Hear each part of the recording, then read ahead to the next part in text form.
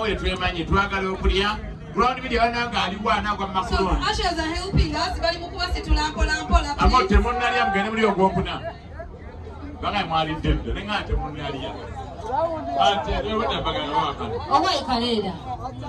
Abantu ndi mukubasaba bannange, let's maintain order, mulekerawo okwesitula linda bamala okusitula. Bagenda bakola ku everyone's going to get because everything here is ours. Emmere nyingi. Yenge nyote gwawo. Temugenda gimalawo. Net catering werinya genda tukola ko bitebwa. Solid foods we balinyo. Twenawa Mlinza Farm Beach. Na wali ebyennyanja eri ku beach. Abagala ku beach, abagala okuvavaako ng'oyagala kwota machine naye ng'oli ka cocktail wekali. Obeera emityana ng'oli wali genda wali eri. Manager wa Hezo kali wali waggulu. Si manager abeera nga manager. Yes. Yeah.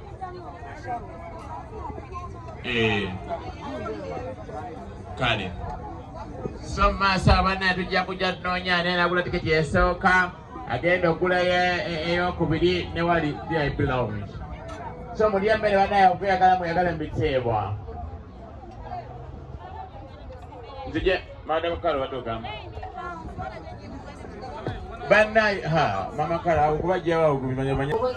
Yes, so Moche muyagala gonja wali omoche. Nekirala. Tuba ne fruits abadde nga tazigezanga ko bumala okulya emmere. Ka fruit nga kagattawo. Kintu fruit talukozeko. Kikulu nnyo. Salia mu juice wali. Juice tokkiriza mmere kutuga. Naye munawo yeshina tegera line bayiseewa. Kabali dani wale bakola wangu. Bani? Babulidde mu mmere mukwano. Naye nga minazi net catering wale tuyanza ege. Senkayi bidiya alyadde. Senkayi oyinza Seka ya jakuze. Asote leka liri babegeri nani. Mumanyi mwakwagata. Asoka musebuti ngana. Etano ejinja muvugire etano mugumi. Ground media goli wa piki bakaaga. Sanga yakufoka kizewo. Ate goli wachi. Aba Blaze Media abasatu balinye taxi. Are deri fanubra. Mboko kaje flow wije motoka yamwe. Even sounds. Abo tugenda bawalonde. Byakabi yes. Mboko kaje flow. Nabe. Mulieko moyagala mbitibwa ku Ngoma Sandy Beach. Bayina yo good. Ekuletedde October Fest. Kubanga we twemanyi twagala okulya. Ground media bananga aliwana kwa Mukolo. So ushers are helping us bali mukubasitula mpola. Amooti Omubalanguzi mugende muri ogwokuna. Baga mwali debde nengate munaliya. Ate leweta baga wakana. Owe kalera. Abantu ndi mukubasaba bannange, let's maintain order, mulekerawo okwesitula linda bamala okusitula. Bagenda bakola ku everyone's going to get because everything here is ours. Emmere nyingi. Yenge nyote gwawo. Temugenda gimalawo. Net catering werinya genda tukola ko bitebwa. Solid foods we balinyo. Twenawa Mlinza Farm Beach. Na wali ebyennyanja eri ku beach. Abagala ku beach, abagala okuvavaako ng'oyagala kwota machine naye ng'oli ka cocktail wekali. obeera emityana ng'oli wali genda wali eri. Manager wa Hezo kali wali waggulu. Si manager abeera nga manager. Yes. Yeah.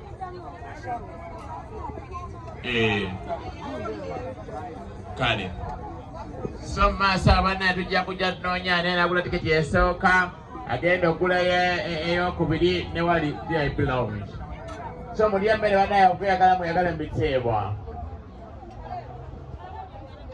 Nzije Madam Kalo batogamba. Banaye Mama Kalo okubajjawo okubimanya.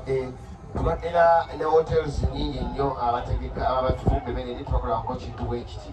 So this is the first ever in Uganda ekiti kikwireko mu bugalo bannange. So tuli Marula tuli ready okusupporting ewe owulira nti Mulinza ne Solid Foods yina kyetegese manyirawo ampula tulawala era ebeera waawo n'abakyala b'ezirowe ekitegedde. So nsanyufu nnyo bannamawulire benna abazze abasupportinze omukyalo ono mwegende mu maaso mugerera ogwo omukulu omulimu gwemukola munene nnyo ddala tusiima ate twebazaana bonna twebalizaawo mu advance abagenda okubeerawo mu festival yaffe ejja okubeerawo nga mukaaga mujje tusanyuke mujje tulye ennyama buli omuntu aveeyo ng'akola kikuba kibayita ekyo yengeri yokka gy'oyinza okusanyusaamu obulamu okulya ssente okulya ssente sikulya mwana. So mujje tweyagale ne Mlinza Farm ne Solin Foods. Bili bigambo sina bigambo bingi nnyo. Chef Kouno anayagerekera abantu. Koko ina kyogamba?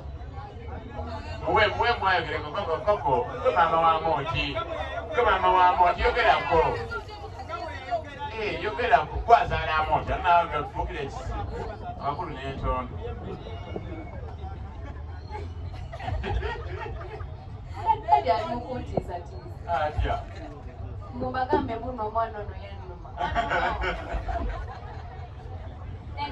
My name is Kemigisha Constance, aka Coco Must Shine, and I'm so happy to be here. And I thank you all for coming.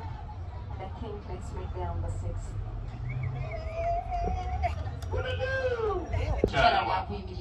Angambye mbwayagala kulya kamyu. Naye nga kansubira banange muli bulungi olunaku olwo Dr. Sefco ngenda kubeerayo bakkala agenda kubeera banangayo kyalubabu ate era simugabana naye era tabyagala. It's not a Casanova, Mina Gold, Giga, sweet like marijuana. Tukenda kubeerayo ennyama yonna tugenda kutirya ate nange Dr. Sefco ngenda kubeerayo. Wahada assalamu alaikum warahmatullahi wabarakatuh. Ekinjagaza Sefuko ye manager ye dancer ye buli kimu ye baba kusinga buli kimu akibala Ekisigwe. Yes. We are having lunch. Naye lunch ya lero si ya bulijjo because it is an experiential. So woba otambula, we are having different spots for different meats. Please don't sit ng'ogenzi ku buffet. Itako tuyina ennyama ebika 10 actually. Tuyina wansi waliyo camel meat, ennyama y'engamiya. Yes, ewaddako tuyina chicken roast, then tuyina duck meat, tuyina catfish, tuyina tilapia, tuyina goat meat, tuyina turkey, tuyina guinea fowl, tuyina rabbit meat, tuyina beef, tuyina chicken luwombo. Make sure you're not alazeeyo n'ofunayo. Okay? Then we are having my friends from Bugoma Sun Beach. You're welcome, Sun Beach. You're welcome, Sylvia. They're having an October fest. From what we did.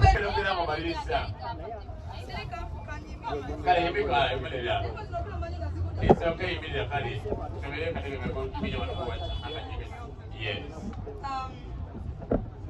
afternoon, everyone.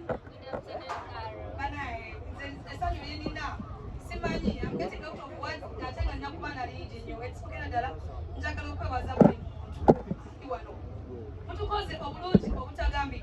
Everyone that is here, but operators, sponsors, by events managers, social media team,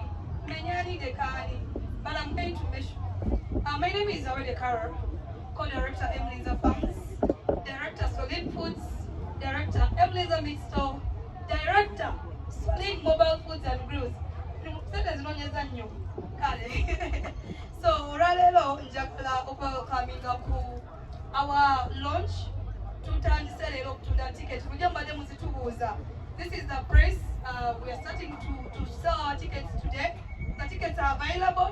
That's gonna call the first ticket sale. Tickets. The Farming Festival. I will take you through that. But let me first tell you about Emliza Farms. Emliza Farms is Silowe. It's just 55 kilometers from camp. So we are making sure at the event of job for the warfare, so we will make sure it comes with a package. Yes. Emliza come 2018 as a pot farm.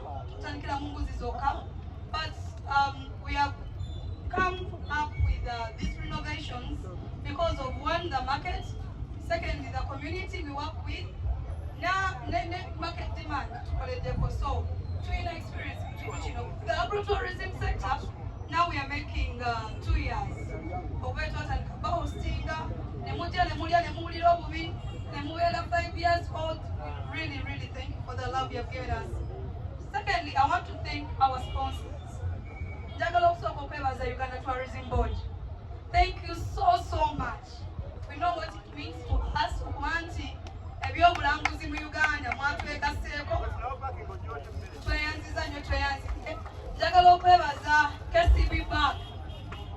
KCB Bank, thank you so much, KCB Bank, especially Flame, KCB Bank Flame.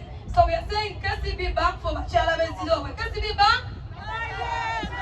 KCB Bank for Bachala? Yes. Aha. We have KCB Amooti. Hey, njagala okwebaza yaleero. Bulijjo abali engegeza pezina hii kwezi bikula. Mwebuuza tuzijjawa. Bulijjo olaba ebikula. Daniel school fish. Yaleero. So thank you so much yaleero. We have worked hand in hand with you for time. Thank you so much. Then njagala okwebaza Culture Rabitri. Culture bambeebaze batya. Agenze n'asalako omugambo nti mwasinga. Ani yalina okuta farm of the year. Siyenze, Culture. Naye njagala okwebaza Culture Rabitri. These are our fellow farmers. Omanyi ekintu kye tukola tekikoma ku ffeka. Naye kikoma ne kwa farmers abalala bonna. Obudde bwakyala bezilobwe. Nene ba farmers abalala. N'olaba yaleero is also a farm. Olaba Culture Rabitri is a farm. And also you're having other farmers coming on board. So I want to thank Culture Rabitri. We're not going to do nyama ya kamio or your culture. Wowo kalia. We mila culture. Atengo bumije buli go bulunda no buli fresh. Jagala okwebaza Rian Hospital. Hey. Abali bagamba te nyama tuziri ato. Olyote nyama 10 omulundi gumu. Agenda kukalika. Ajja kukalika kwelia. Bisigadde yokukalika tugenda birekera Rian Hospital. Njagala okwebaza MK Events. Byonna bye mulaba wano entegeka egenze maaso. Oyo mwana amuyita MK. Thank you so much. Mark, wherever you are, I'm so proud of you. Njagala okwebaza Budiru Media. Aba media mumanyi yayisizaamu egaali. Whoever is here, it is because of him. Manager Dilisa Onawodi, just know we truly appreciate you on board. Njagala okwebaza Solid Foods. Emmere gye tugenda okulya ku buffet na bulwamu ekoleddwako Solid Foods. Njagala okwebaza Solid Mobile Foods and Grills. Agenda kuba emitwalo 15 gyokka nga bw'osasula ku entry paka kufa. Okulenda okunywa okwo. Paka kufa. Okuwulidde abasponsa abali on board. Tegedde. Olaba leero tosasudde naye ogenda kufa. Wekiri. Waliwo ababuuza Carol. Yes. Waliwo abagala opaakinga bajje ne dishes ez'okupaakinga nga kusi. Bajenyo n'enjoka zaabwe zibayambeko okulya. Kituufu kuba eriya kugendayo oligo ndi brown media akwata kibaketi agenda azigena ki. So it is just until you drop. So kumitwalo 15 gyokka tugenda kusobola okufuna eyo package.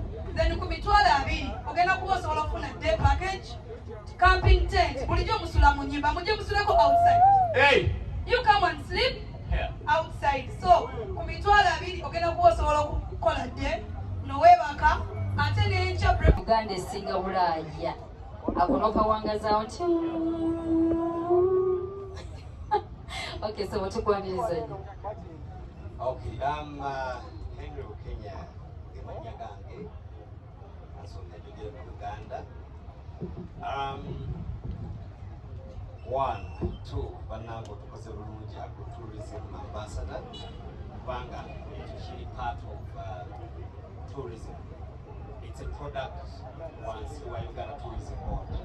Naye nekitusobola wano is one of the products that we are selling to diversify the product and the products we can offer or tourism scope.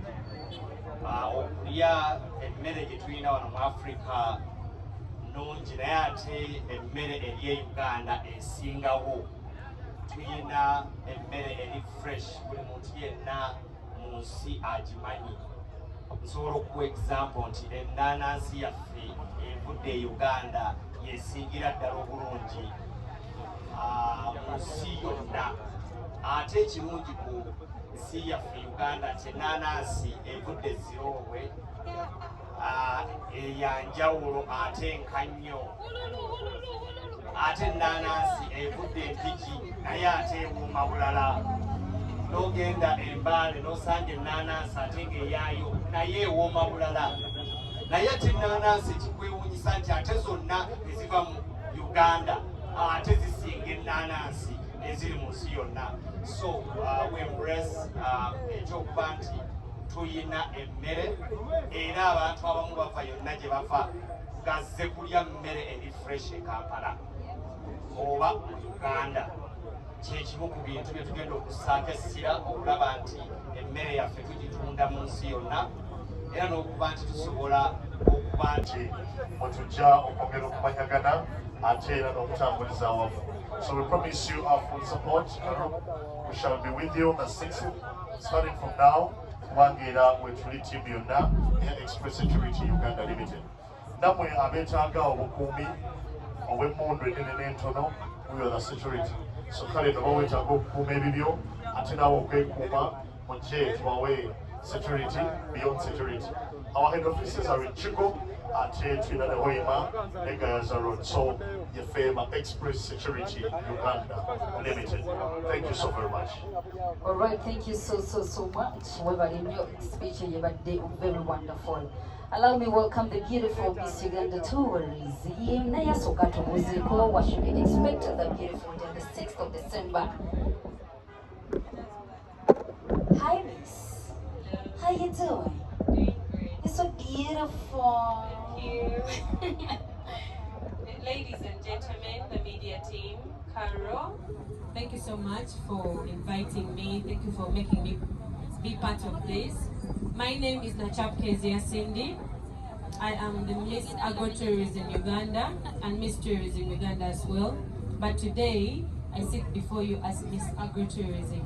Most people think when they hear agro-tourism, it's about agriculture, it's about keeping animals. Yes, it's about that. But agro-tourism specifically is about experience. When we talk about agriculture, are you going to go to a farm and just look at the crops? No. You're going to go to the farm and learn more about the crops. How do they plant it? How is it surviving? How is the soil? Do you feel the nature that is making the plants grow? Then when we're talking about food, they say if you want to make, or if you want to reach out to a man, it's through the stomach. So if you want to make someone happy, as you've seen, Kara's really displayed everything out. And believe me, whoever is here is excited because they know at the end of the day, they're going to eat something. My stomach is going to be filled. So mine is an encouragement that let's promote agro-tourism. Let's just not talk about it. Let's be part of it. As an ambassador of tourism, I stand before you in support of whatever Caro is doing. This is a great job, and on 6th December, believe me, I'll be there in person. Thank you so much. All right. Tufuddoola naye tetuze buziku board tubadde naye mu mpaka ez'enjawulo eza my FAO naye ng'era tujja tumuwangula naye ku mulundi guno naffe atuwangudde. Ekituufu kiri nti ndi musanyufu nnyo ku lw'abalimi n'abalunzi, basajja balimi n'abalunzi, nti omukyala ono twatandika nga tukompitinga mulimi kyasinga omuvubuka, naye bwe wanga kivuddemu bwe kityo mpulira essanyu ery'enjawulo. Kati nga ffe abalunzi b'obumi tubadde ne challenge esinga okuba ennene. Abantu beebuuza obumi buliwa, akatale k'obumi kaliwa. Kati omukyala ono bw'ajja n'avayo n'atuwa opportunity nti balunzi bannange mujje tukwataganire wamu, mumpe ennyama yammwe nze njiguze abantu, kuba mukisa munene nnyo. Era we are very very happy to be part of this memorable event. Era tukusuubiza ffe ng'abakalframitry, era obumi bwo tugenda okusala nga 6 December. Bo twabawuddeko tatulina endisa gye tubulisa ya njawulo. Gutandika okubigula butuke nga 6 December. Ange ekintu tayali. Bannamawulire mwenna naye mwebale kujja, mwebale kugatta ku ddoboozi lino okutuuka eyo. Akasembayo mbadde wano ne ambassador wa tourism nina kyenkizeemu nti ffe tuli balimi, bino bene bye tukola bya balimi. Otherwise n'emmere gye tulya singa abalimi tebaliiwo singa teriiwo. Nti kakati ministries ng'eza agriculture ntubira obatuukirira be bantu besuubira okuba ku boodi kuno bazeemu abalimi amaanyi nti ebintu bye balima bye balunda birina akatale. Baganda baffe bangi bavudde mu bizinesi y'obumi kubanga bagamba tewulina akatale olw'ensonga tebafunye sapooti y'abantu nga bano. Nolwekyo eddoboozi eryo nkimanyi bandaba Ministry of Agriculture, FAO, World Food Program, tubasaba mujje ku boodi muwagire ebintu nga bino, abantu basanyuke balye banyumirwe nga naffe abalimi n'abalunzi ali tufunamu era tuganyulwamu. Neyanzanyo sewo neyanzige. Toyanzege abagenda okujja nga 6 ennyama y'obumyu gy'eri. Merero ogenda kugamba ogirozaako nagiyangako nabeka abanamawulire abangaye banaye obwe bwomba kujja ogenda kwa Mukasa Sanchez weteeke. Walona babadde babitambuza nga bagamba oba kamyu kaguma katya oba kamu kalina test ki jangu okagezeeko ng'ennaku z'omwezi muka tobalabula ate bw'obagamba kati banaawulira kigendera ddala ne ku lunaku lwennyini on 6 December at Mulinza Farm. We shall be there with all our services. Bonoba ng'owulira olidde nnyo ki oyagala ka first aid or anything, we shall be there. We'll be there. We'll be there. So feel free to enjoy everything. And once again, media, thanks so much. All right, before I let you go, what inspired you to be part of the Farm Made Festival? Thanks for your question. Firstly, it is giving back to the community. As Ryan HC Hospital, we love giving back to the community. And as doctors, we surely don't feel like, the community is in danger and then you are there seated. No, it's not good. So we are there for the community, for the health of the community. Thank you so much. Now, next online is Yalelo, Uganda's first fish. Twabagambye nti tulina buli kika ky'ennyama. Kati ekyennyanja atakiryangako oyagala kibisibisi oyagala kikaze nnyo kyonna tukirina. Hello, kankosa bulumi Oluganda. Amanya nze Naroga Flavia ngakolera Yalelo Uganda mu marketing team. Era nga ndi musanyufu kubanga tuli wano olwaleero. Ffe ng'abayaleero ffe abamu ku baasooka okubanga tuleeta ekyennyanja kye bayita ekiri farmed oba ekibunde mu Kampala muno ne mu Uganda. Era nga twagala okubeera ku bimu ku bisooka. Ekisinza okundeeta olunaku olwaleero nga yaleero kubanga ate tuwagira kasitoma waffe asinga obunene. Mulinza Farm etuwagira etuwa ekyennyanja ate oba tokiryangako njagala nga tonava wano olwaleero olyo tukyennyanja bwe bakifumba batufumba mu ngeri ey'enjawulo ekibisi ekisiike ekyokye era nga tuli basanyufu okubeera nga ate tuli ku mukolo guno kati okwanjula yaleero nga kitongole tuli balunzi ba byennyanja era ng'ekitongole kyaffe kisangibwa ebulikwe disitulikiti mu kyalo bakiyita Butembe era nga tufaayo nnyo ku bulamu bwammwe ebyennyanja byaffe tubirongoosa bulungi tubiteekateeka kubanga biri ku mutindo ogw'ensi yonna. Kitulese olwaleero okuwagira munnaffe Mulinza Farm atuwagidde era abaddewo naffe twatandika era nga tusuubira okubeera wamu mu lugendo luno. Ate era nekyatwagala okuba nga tetuwagira obuwangwa bwaffe kubanga olunaku olwaleero kyakoze tekibeerangawo. Presa yokka ndowooza mulaba kyemulidde olwedde ekiriwo kyakabisi kyekyo sakati bwe mujja olunaku olwa Desemba tugenda kubeera tubalinze yaleero weetulina okubeera nga tubasomesa tubeera nga tubaliisa ekyennyanja kisuubiza agenda kifumba n'okusinga bulijjo bwabadde akifumba era nga leero njagala bambi mujje tumuwagire tusaba mujje tumuwagire bakasitoma baffe abayaleero mujje tuwagire Mulinza Farm nga bwatubeereddewo.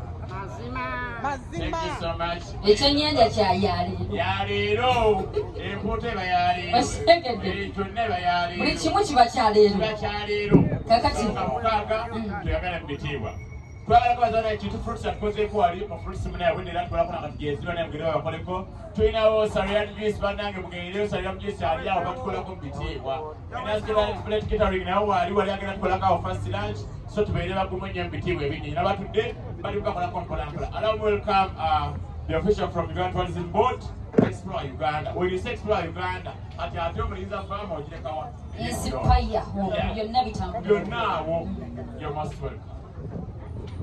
Thank you. My name is Dolly Khan.